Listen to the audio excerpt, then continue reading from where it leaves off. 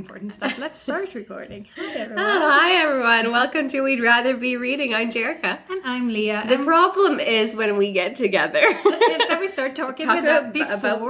Before hitting record. And then we're like, oh, well, guess what we're doing right now, talking about a book before we do our podcast about talking about books. Yeah. Well, then we decided to just press play, and I will... Yeah, but you will forever have missed out on my exceptional summary of The Starless Sea by Erin Morgenstern.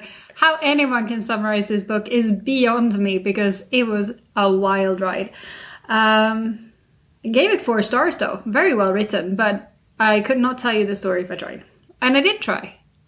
I tried hard. Right, and when you were talking about Starless Sea, it reminded me of Cerulean Sea by T.J. Klune that we read the other book of that you loved. Oh, I love the book too. But I love Cerulean. You also love Cerulean Sea. Yes. But your girl Maggie Stiefvater, who wrote all of the Raven books, and you love her and you love all of those books. She wrote, I follow her on Goodreads, and she finished reading The House in the Cerulean Sea by T.J. Klune, and she said, this book is for people whose hearts are not crusted with barnacles. And then in brackets says, my heart is crusted with barnacles. Yeah. Meaning it was not a book for her. Yeah. And I thought, oh, you love her, and you love that book. Yeah. And she didn't like the book. Not that she didn't like it, but it was... I think she liked it, it's not for her. It's too sweet. I think his books are... It's the same as the Under the Whispering Door. Like, everyone is just nice, you know? Yeah. And you like... It was a sweet book, you're right. It's very, very sweet. Yeah. And, I mean, but Maggie Stiefvater, she wrote Bravely, which is a continuation of Brave, the Pixar movie. Oh! About Merida, yes. And this is... I think it's just coming out, or it's just come out. But it's happening soon, yeah. I'm very excited about that. But it's been a couple of weeks now because, well, it's been madness. I started a new job and it's a lot. All the information, no time for reading. And yeah, I'm having stressful nightmares about scheduling meetings and showing up on Teams calls and like booking trips. I don't know. Like I have all of the stressful dreams. Oh no! So it's been an intense couple of weeks.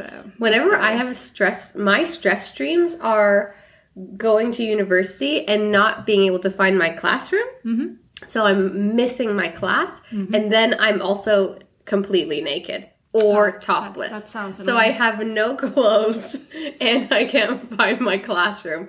That is my nightmare dream, my stress dream. Yeah, that sounds very stressful. Mine, I realized with this change of jobs that a lot of my way of thinking and a lot of the way I keep myself calm is by picturing what next week's going to be like. I always have kind of like a list going in my head of... Okay, and my husband, I've been driving him up the walls these past few weeks because I'll be like, okay, so Tuesday is this happening and this will happen like this and this. He's like, why are you telling me this? Like, I was not a part of any of that. And I'm like, because I had to say it out loud and now it's been planned. Now I can let it go and move on because I told someone about it. Okay. Like, I can't just tell myself, but he tell someone else too. And this has been driving him absolutely insane because I've been just telling him like random planning stuff that has nothing to do with him.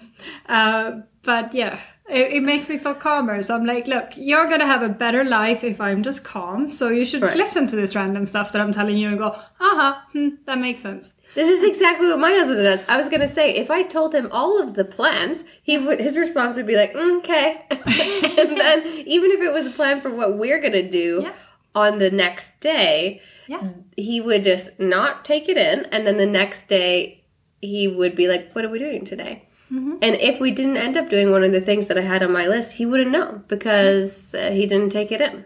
Fair enough. So he should take a note from Jan and just black out whenever the wife No, because sometimes I do need him to do stuff, and this will make me very stressed if I feel like he's ignoring me.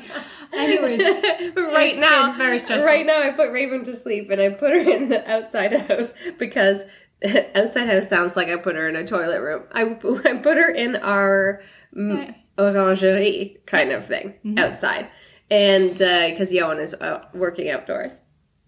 And I had to like go to his face and be like, the baby. is asleep inside of this house know that she is there? And he's like, yeah, and keeps working. I'm like, I am leaving. Like, take your face in my hands. I am leaving the vicinity. You are now in charge of this child. Goodbye. And then I even sent him a text message. Don't forget the baby. Don't forget the baby. But I mean, I will do that. I'll be with JF. I'll be like, are you going? Because our daughter, she does climbing. And she's young enough that she needs a parent to belay her. Because it's only the year she turns 13 that she can take her own green card. And then they can learn to belay each other. Cool. So one of us always has to go. Or I can send my son because he has a green card and he's older. But whenever my husband has to go, I'll be like, are you taking her? And he'll be like, yeah, I'll take her. And I'm like, are you taking her for reals? Or are you just saying you're taking her and then you're going to like crap out of me like in the last half hour before it's time to go because some work stuff happened and then I'm going to have to drop everything and go, which I cannot do anymore because now I teach yoga at that time. So I'm like, this is impossible. Then I need to send my son and he will need to be told that 1, go and belay your sister, and 2, don't drop her. Or, tease her, or, make her scared. Oh, no. Because he'll be like, psych her out, And I'm like, no, we're not making her frightened. Like, so I'll need to have, like, the little pep talk with him. But, yeah. That's funny. And then he'll go like, no, I'm going to go. And I'm like, for real? And then I'll send him text. I'll be like, are you? Yeah. Is it on your calendar? Yeah. Is this happening? Good. The trust is very low. Now my stress levels are... Anyways, but yeah, I'm changing jobs, which is fun. I am enjoying my new job. It is awesome. Intense and busy, but it's fun. Even though I will do... And I have to do a shout out because I did promise I was going to do a shout out. I have a few of my coworkers from my old work that do actually listen to this podcast. Okay. And I'm like, you guys are going to have to keep listening if I don't remind you all the time. Like, just because I'm not here doesn't mean you can stop. So I was like, I'm going to do a shout out to you in an upcoming episode. So you better listen. You don't miss it. So this. But I'm not going to tell you which one. So you listen to all of them. Exactly. So maybe I won't do it this week. Maybe I'll save it. Yeah. Just to do like a little teaser. For sure. No, but I'll forget. So this is to our faithful German listener, Lisa. Ooh. Yes. So thank you for listening, Lisa, and I'll miss working with you. Very cool. Yeah.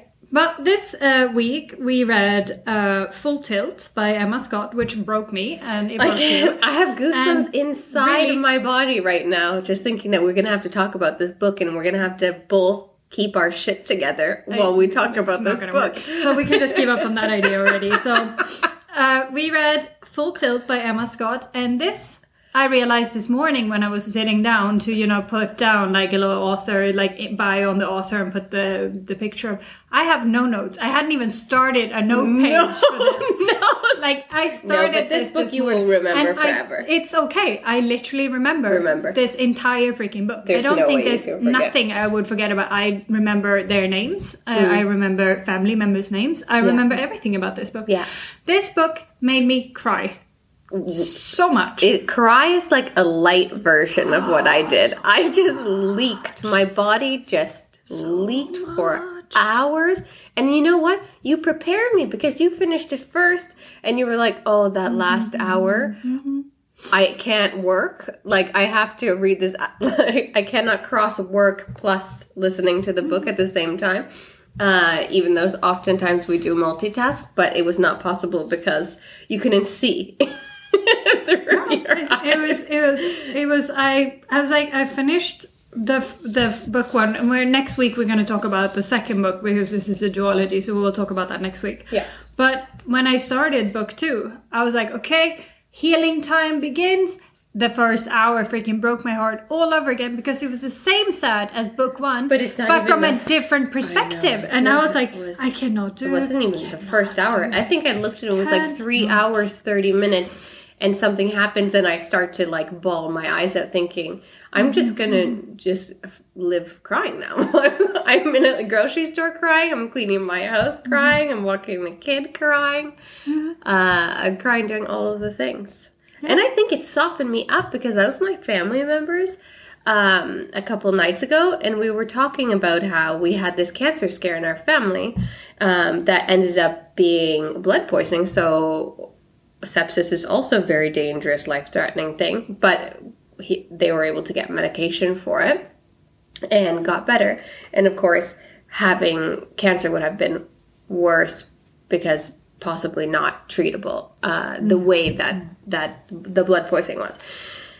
And while I was saying how, like, grateful I am that person's still here and we didn't have to go through that, and even though it was, like, a tough few months of the unknown and sickness and stuff, it is, like, so much better now. And I was leaking. So the book has broken my coldness, my ice queenness has now melted. But I don't think you could be an ice queen while reading this book. I don't think anyone... And this could be a challenge if you need one. If you haven't read this book and you want to, like, pause this episode now, go pick up this book and listen to all of whatever 12 hours of it, and then come back and tell me that you didn't cry. Yeah. But I don't think you can do it. I will pay you, like, money. Not a lot because I'm broke, but I'll pay you some money.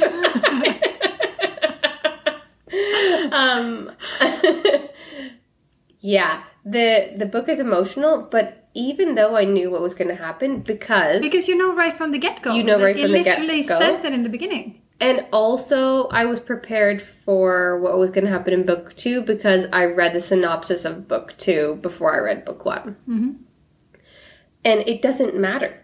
It doesn't matter. Even though we will spoil things in this episode, it doesn't really matter because the book is so worth reading anyways. Yeah. And we can't say anything that really gives it away because it's like the feeling of the book that's way more important than what's actually... For sure.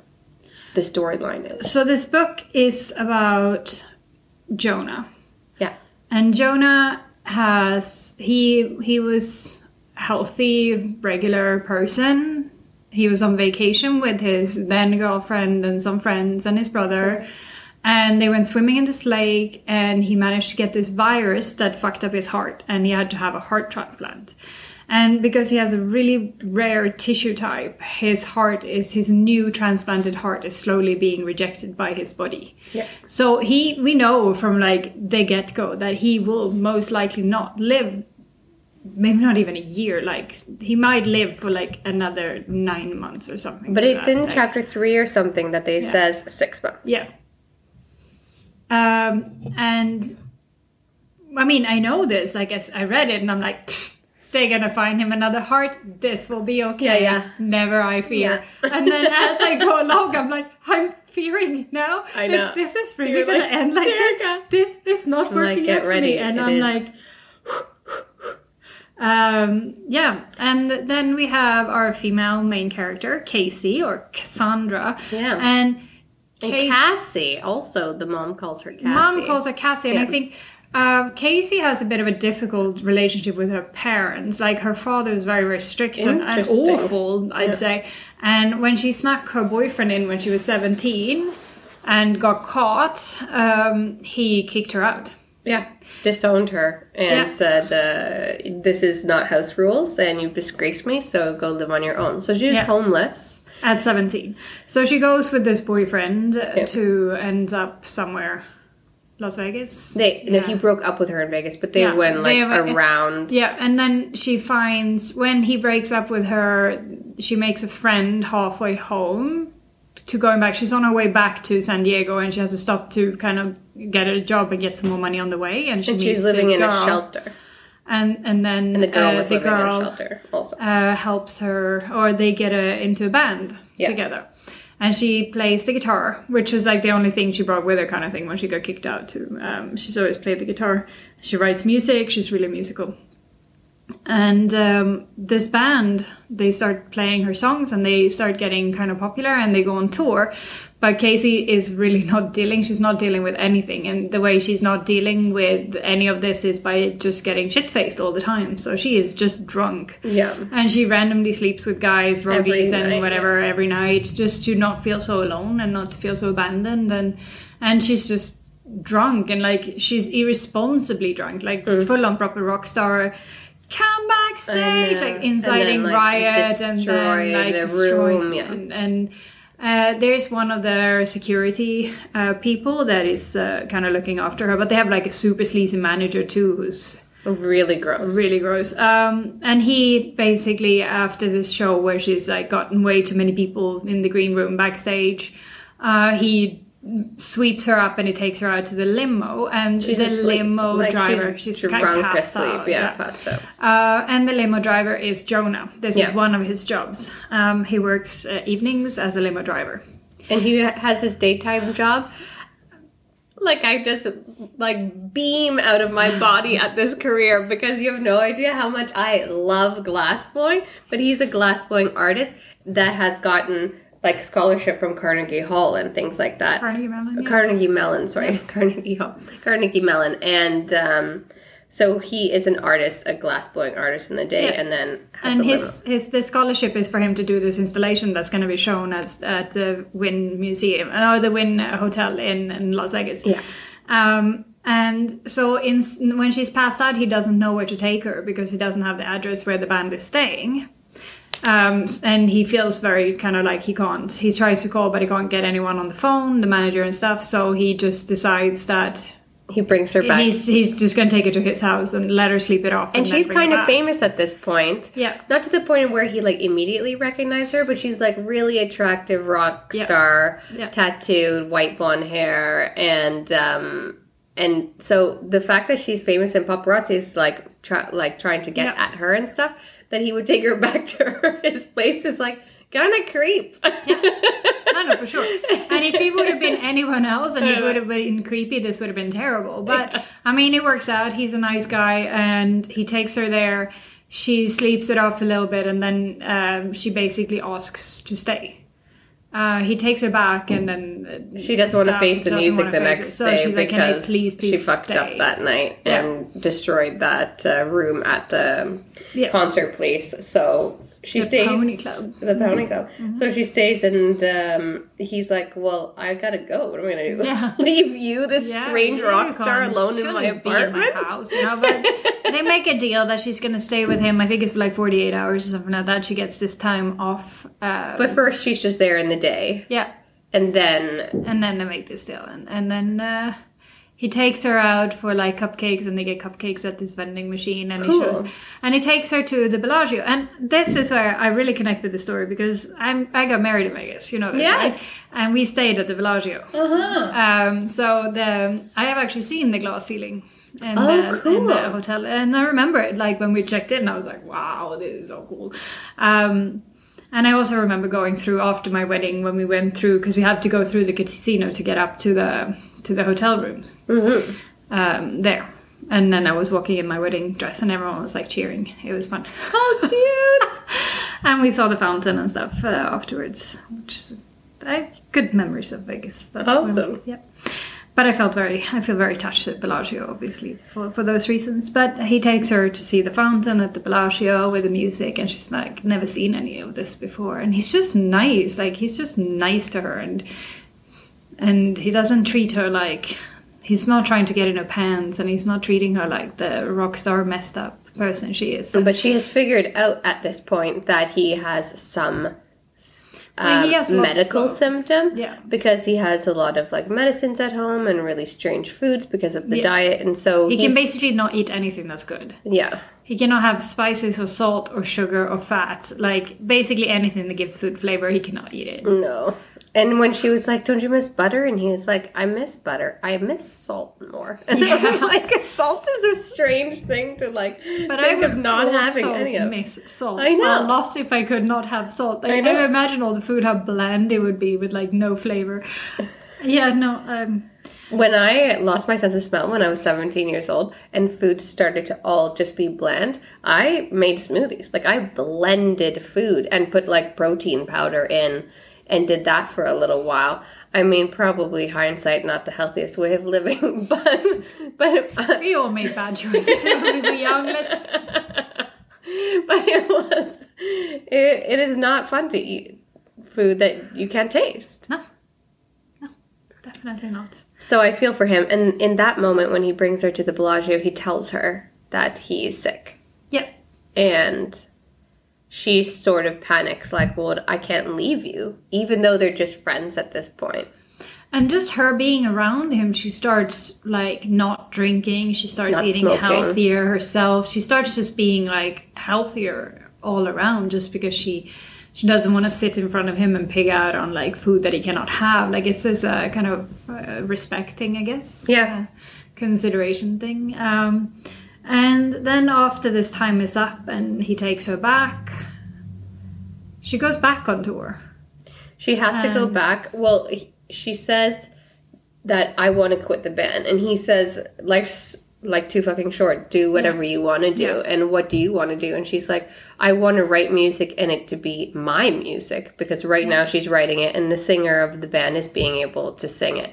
So he's like, if you're not happy doing what you're doing, then leave. And she's like, yeah, but we're about to hit like super big time, like signing this $1 million deal. And like, can I walk away from that life? And he's like, I think you might need to. Like, you're not doing great. No. I picked you up and you puked in the back of my limo and I had to carry you into my apartment. That's how not great you're doing. Yeah. And then you wanted to stay in a stranger's apartment because they were not threatening to you. Yeah. As all you do is feel threatened all the time by men around you. And so, no, you're not doing great. You should definitely leave. But so she goes to talk to her best friend who's in the band. Well, she goes back on tour. And then to do the tour, but she's there like a week. No, 10 days. 10 days. Yeah, because she's on the tour. And then it's that meeting with the Pony Club. Where she destroyed the room. Yeah, and her manager basically tries to get her to sleep with the owner of the Pony Club to make up for the damage, like the money thing. And then she's like, oh, fuck this, I'm not doing it. Fuck and you. She and throws then she leaves. A drink in their face and it's like, you guys are fucking pigs, and then walks out. And then she goes... And she quits the band, and then she gets royally screwed over. Like, she does not get enough money out of it, but she gets a bit. She gets enough to, like... Then she goes to Vegas, where Jonah lives. Even though she doesn't really have ties to Vegas, other than it was the place that her last boyfriend left her. Yeah. But she likes Jonah. Like, but she likes Jonah. But in a friend way, still at this point.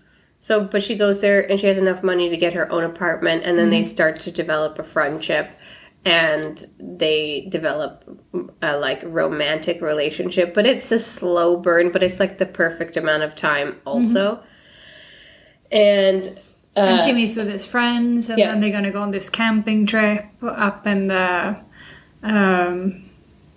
Yosemite, is it? They go to... I don't remember what the place was, but they're going on a camping trip. Up to the Big Basin is where they're going. And it's Jonah and Casey, and then it's the two friends, Oscar and Dina, and Theo and Holly. Holly, which was his girlfriend, which he dumps. And then he dumps her, like, first night. And then she's like, I don't want to go home in the car with him. This is super awkward. Can I go with you guys? And they're like, Dina and Oscar like, yeah, you can go with that. And that's where Casey and Jonah gets together, and they sleep together for the first time. Yeah. And then everyone else leaves because there's a storm coming, but Casey wants to stay and feel the rain. So they stay. So it's a beautiful, like super beautiful scene. She's like naked in the rain, and he can't be out in the rain because his immune system is so shot that he can't catch a cold. Yeah. The last time he had a cold, he got pneumonia. Yeah. So she's also like very cautious about his health at this point too, even though it's just friendship. And she's dancing naked in the rain, and then they sleep together for the first time, and it's something that she like puts later in music when she starts to write again. But she sleeps with him first, because she sleeps with him when the other ones are still there, because they all make fun of her because she's so loud. That's right. But and Theo, Jonah's brother, has been very kind of distrusting of her. Because he's been with Theo every appointment. He knows that he's going to die, and he doesn't want him to like... And Jonah had a girlfriend when he got sick who just said, I can't do hospital, I can't do this, and just left him, kind of thing. Yeah, so he didn't want her to leave and him be heartbroken again before he dies. But she says, like, from day one, I'm not going to leave. Like, I can do this. But she has to force herself to stay there for a little bit. Because it gets really hard. And she doesn't deal very well with hard, Casey. No. But then, I mean, it is beautiful, their romance. The way it grows, and... it's super honest. And they give each other space to be, like, themselves. But also they're together all the time. Mm-hmm. It's a really healthy relationship with a person who's completely unhealthy. And... they touch base a little bit about her family relationship, and she's like doing so well in her life right now with Jonah that she's like, maybe let's go visit my parents. Yeah, because she really wants a relationship with her mom. Like, she keeps calling her mom, and she keeps trying to speak to her dad, and her dad just keeps refusing to talk to her. And the mom is so loyal to the dad that she like feels guilty being on the phone even with her daughter, because the dad doesn't want her to talk to her. And that's kind of a strange like loyalty thing. Like, this is your husband on paper, this is your daughter in blood. You're gonna be like, sorry, my husband doesn't very much like you. Yeah, no, I mean, it was weird. We get a bit more explanation about her parents in the second book, but it's not a healthy relationship that she has with either of her parents, and she really, really wants a relationship. Like, the way she speaks to her when she cries, and I don't know, like, all of the emotions, this one. It hits all of the emotions. And then Jonah starts kind of not feeling so great. He starts taking a turn for the worse, and he's slowly declining. He gets to do his installation. Yeah, he gets to do his installation at the museum.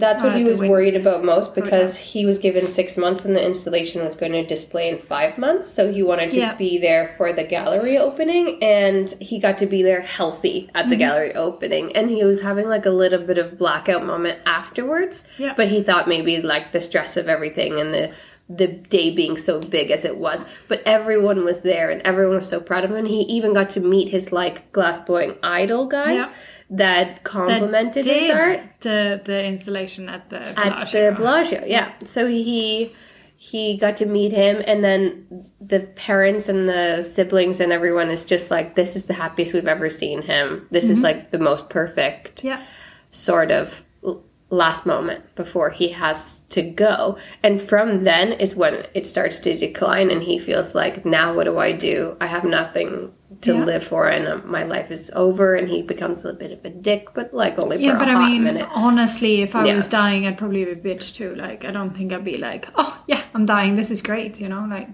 But then he has a hard time breathing, and he has a hard time with like distances, walking and stuff like that.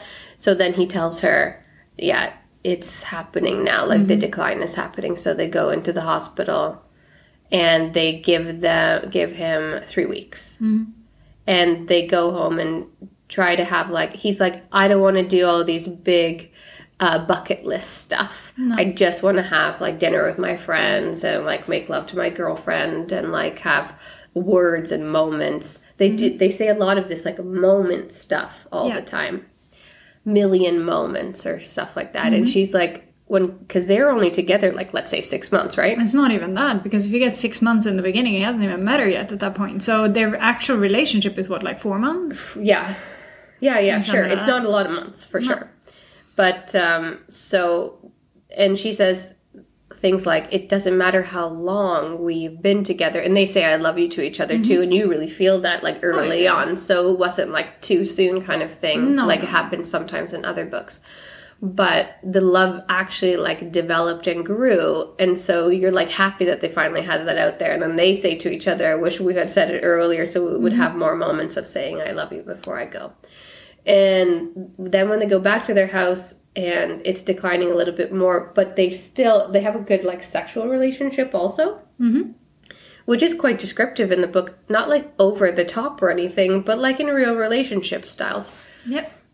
And he like doesn't have it in him to have sex anymore, and it just takes too much out. He gets too tired, and like his heart's just not able to function in that kind of way. So she looks up at this like tantric, but it was from the book. What's that book called? My mind is drawing a blank. It's like the oldest sex book ever in the whole world. Kama Sutra. So she's like talking about the Kama Sutra, and she's like, I know this sounds super cheesy and everything, but let's get naked and just stare at each other sitting. And we've seen this in movies and like shows and stuff too. But the way they describe it in the book, you like feel like you're there, like you're one of them, or you can see them, and that's the last time that they make love. is that Kama Sutra moment, because afterwards when she asks and he says not tonight, and then she says he's said not tonight for 10 nights in a row, and now I know that it's not tonight, it's no more. No more. Yeah. I mean, it was, and the death at the hospital when he gets promises out of like, no, I can't. I'm gonna it gets so like, I wrote to you like when I had like 45 minutes left, and I'm like, I know, but you get so emotionally like invested in these characters for just like realness, like nothing over the top cheesy. And you know he's going to die. And it is setting it up for book 2, because I figured out about maybe halfway through Full Tilt that Jonah's brother Theo is in love with Casey. I knew that reading the synopsis of the second book. So I hadn't read it, and I figured it out. Like it's there in the way he looks at her, in the softening of his eyes. It's not with other women anymore. It's subtle, but if you know what to look for, you kind of see it. And then towards the end, Jonah makes Casey promise to love again, to not like stop living, because she's still 24, like she's really young. Super young. It is not like she can just be like, none for the rest of my life now, gonna marry God instead and just give up on this thing. Like she's gonna need to live, and he makes her promise this, and then he has this conversation with Theo, and Theo comes out and he looks all stunned and he looks super weird, and it's because we can talk about that next week, of the promise that he made Theo give him. But that we only find out in book 2. But the goodbyes, that when everyone says it to him in the room and stuff like that, the reason why it's so emotional is the narrators were making, like, they were acting. They weren't reading us the book. They were acting the book. Like, they were gasping for air, trying to speak as if you were somebody who was about to, like, lose your life because you couldn't breathe anymore. Yes. Like, it was so well acted. Yes. Like, I'm gonna cry again. Seriously, this book, it was just tears. It was just like, I tried to listen when I was like doing something at work, and then I was like, nope, have to turn this off. Like, it's not working. Like, I know. My eyes are sweating, you know. All this allergy season is working. Just overwhelming. And you know, I started off this saying that I researched this book and got the cover, and still I forgot to tell you about the author. About the cover? So we're going to talk about this now.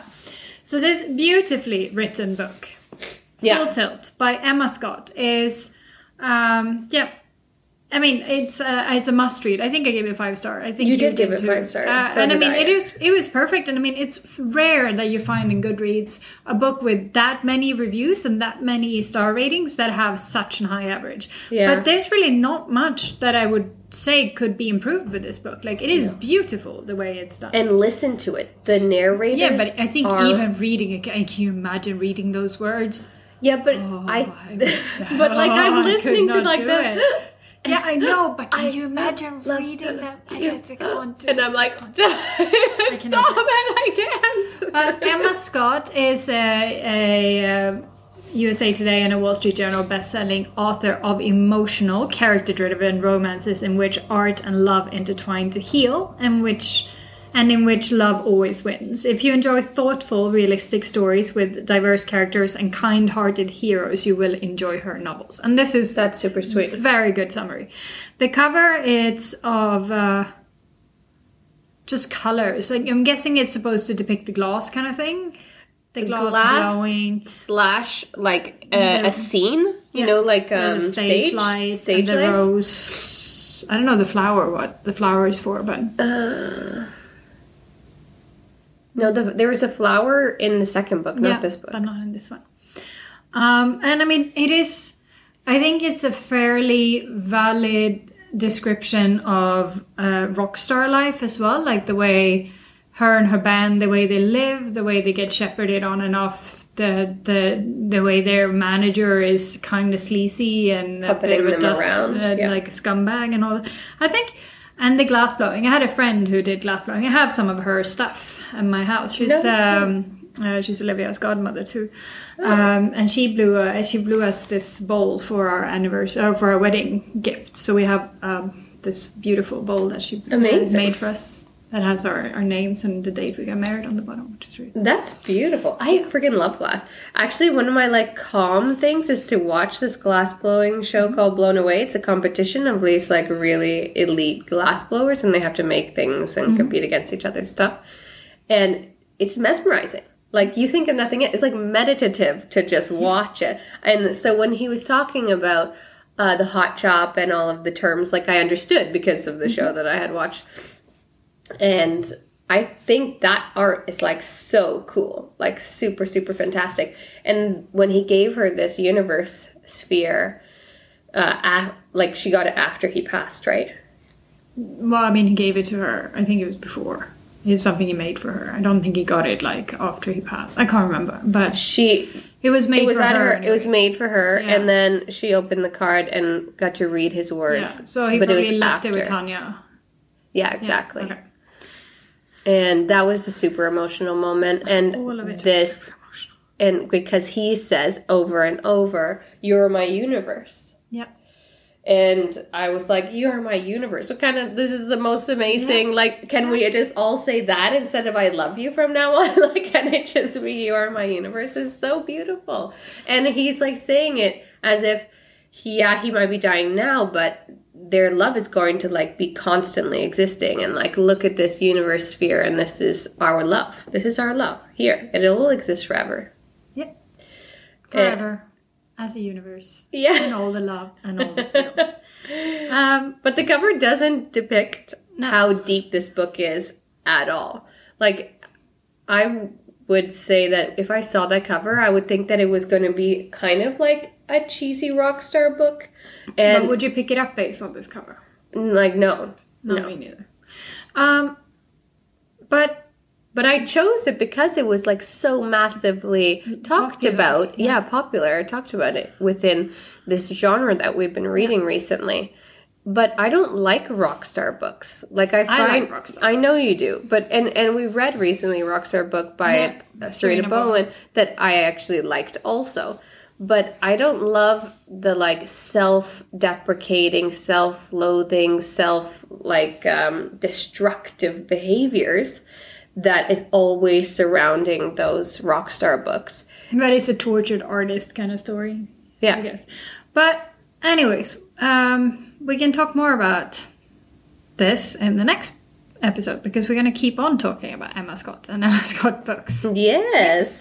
So if you haven't read Full Tilt, you definitely should. Bring at least 2 boxes of Kleenex. Highly recommend. Because you will need it. Your eyes will be leaky and sweaty. And there will be all of the feels and all of the tears. So you will, like, if you have kids, you will hug them and be like, don't ever let your heart fail. Like, I forbid. I mean, I forbid my children from dying all the time. I forbid you from dying. I love it. I will give you all the candies you want if you don't die. What? You know, I have always said to my kids, because, you know, the snitches get stitches. I always tell my kids snitches get candies, but I found a new expression. No, tell me. Snitches get riches. Oh. Do you give them money to be a snitch? I will go ahead and do that from now on. Snitches get riches, man. Is that not some form of bribery? For me, knowing what's going on in their life, absolutely I will bribe my way into full-on money bribery. Yes. Full-on proper. Snitches get riches. Snitches get riches. Welcome to Lia's family. Sign up, stars. Sending out tomorrow. Send money. I'm getting low on the funds here with all the payouts I have to do for snitching. All right. Well, thank you all so much for listening, and we'll talk to you next week. Bye. Bye. We'd Rather Be Reading is an original podcast by Jerrica and Lia Sandfö. The music for The Penguins, written and performed by David Allred from the album The Transition, courtesy of Erased Tapes. Please check him out on Spotify and check us out on social media. We're on Facebook and Instagram at We'd Rather Be Reading and on Twitter at We'd Rather Read. You can also email us at we'drathebereadingthepod@gmail.com. Thanks for listening.